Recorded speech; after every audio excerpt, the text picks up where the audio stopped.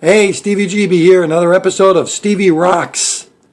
Well, it's February 3rd, folks, and on this date in 1959, a small plane called the American Pie went down. And on that plane was Buddy Holly, Richie Valens, and the Big Bopper. It was the day the music died, according to Don McLean. And it certainly was.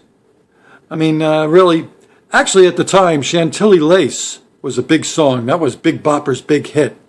And he was a DJ, a local DJ that had a hit. And he was actually the most popular act on that tour. But Buddy Holly was just starting to make a name for himself. He had a couple of hits. Richie Valens also had a couple of hits, and he was the first Latin rock and roll star. So it was a big loss for music. Huge loss for rock and roll. I often wonder, what Buddy Holly would have been able to accomplish had he lived. I mean, this guy was a writer.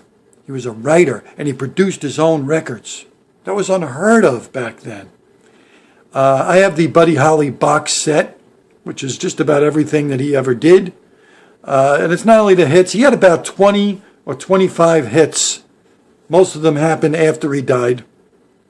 And they're all great songs. But there are a lot of songs that he did that were certainly covered by other artists. Words of Love was covered by the Beatles. True Love Ways was covered by a few bands. The song Every Day, these were kind of his tender ballads. And the rock and roll songs, Ray Vaughan, Oh Boy, Not Fade Away. Great songs. Handsome, brown-eyed handsome man, Peggy Sue. Peggy Sue got married. Phenomenal. The guy was great. It's a great movie, the Buddy Holly story, with Gary Busey before he went crazy. And he actually did a good job in the movie. It's a good movie. I enjoy watching that. But Buddy Holly, one of my favorites. Certainly influenced the Beatles. I often wonder, would the Beatles have happened without Buddy Holly? Probably. But I think Buddy Holly was a huge influence on them, along with, obviously, Chuck Berry and Elvis Presley. I'm not a big Elvis fan. I like Elvis Presley, but I think he was more of the pop version of what rock and roll was. He was acceptable because he was white. They didn't really accept Chuck Berry and Little Richard, who were the true innovators of rock and roll. The big guys to me were Buddy Holly, Little Richard, Chuck Berry, Jerry Lee Lewis.